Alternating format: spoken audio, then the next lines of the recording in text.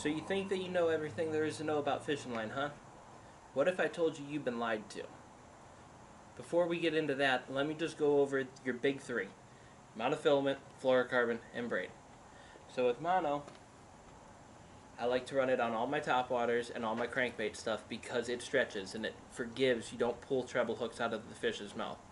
Yes, with a proper hook set, you can get away with doing it with braid as long as you get your technique down. You gotta more sweep it than just snap the hooks. I sometimes forget that, and I've broken my braid at the knot because of that, so I like to run monofilament.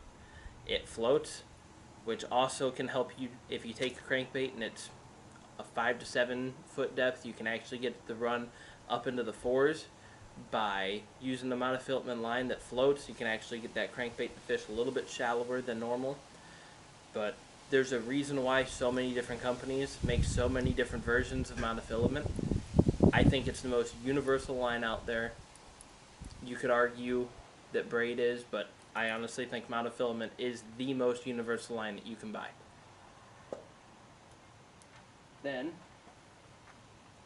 there's fluorocarbon, which I like to keep at least one reel spooled up all year with fluorocarbon line for any time that I need something that's super sensitive or I need a bait to sink.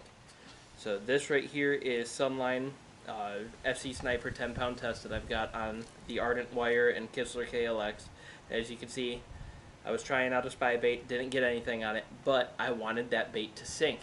If I'm fishing a braid or a monofilament, that line's going to float and it's going to slow the sink rate on this. Sometimes that might be beneficial. I didn't want it though. So I ran it with the fluorocarbon, and fluorocarbon honestly gets the worst rap out of line, and I think it's all misunderstood. Now, fluorocarbon, your biggest complaints are going to be it's hard to manage because it gets a lot of memory, a lot of curls in it. It's not abrasion resistant, and it doesn't cast very well. Well, two of those I can tell you can fix with something like this.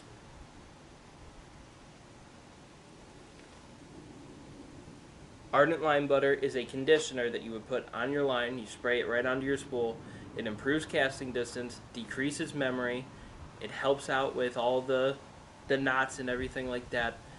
And ultimately, if you fish fluorocarbon line, this will improve everything that people say is negative about it except the abrasion resistance.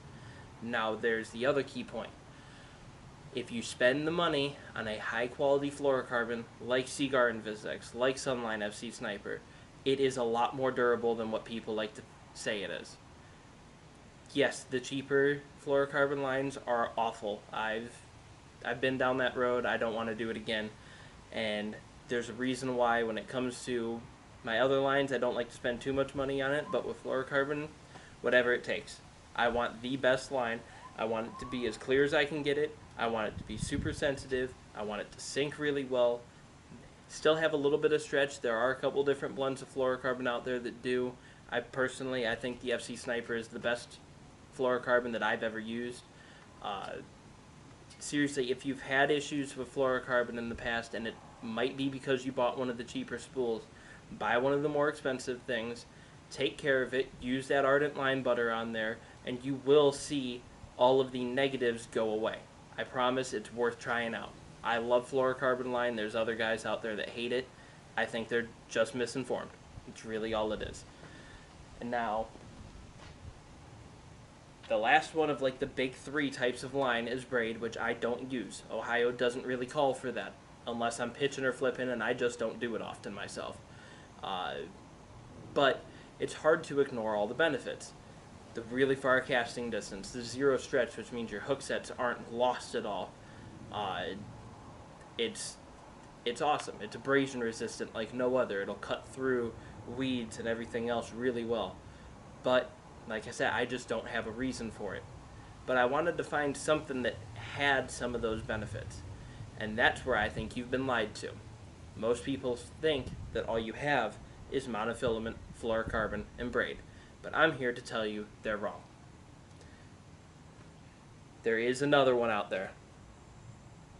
And it is Gliss. It's made by Ardent. Now, Gliss is a monotex line that is very similar to like Berkeley Nanofill or like the super lines. But what's different about it is with Nanofill you can only get it up to 17-pound test, and personally I always thought Berkeley Fireline anything less than like 20 was kind of garbage in my opinion. With Gliss you can get it in 8, 12, 24, and 40-pound test. So it's almost pushing braid limits on the pound test that you get. You get the zero stretch, you get the insane casting distance, which I will put a clip in right here.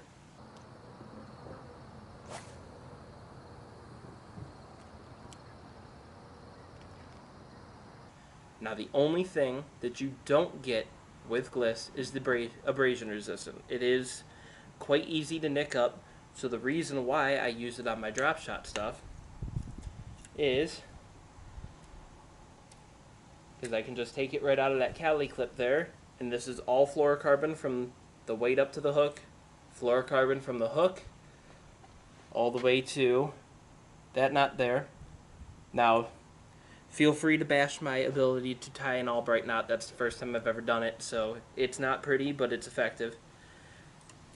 So that way I get all of the benefits that I wanted from braid. The castability, the zero stretch, the sensitivity, but I don't have to worry about that god-awful screeching that you hear as the braid is going through the guides. I can't stand it. I know other guys love it because that's what they like to fish, and I can't do it myself. But there is another type of line out there for you guys that don't want to fish braid, but you want something that's got that capability where it does cast far, where it's sensitive as could be. It is zero stretch. It floats really well. Check out Gliss from Ardent. I promise you you'll like it. I personally love it. You guys saw me use it before when we were in New York and we were fishing in the canal. It's great stuff.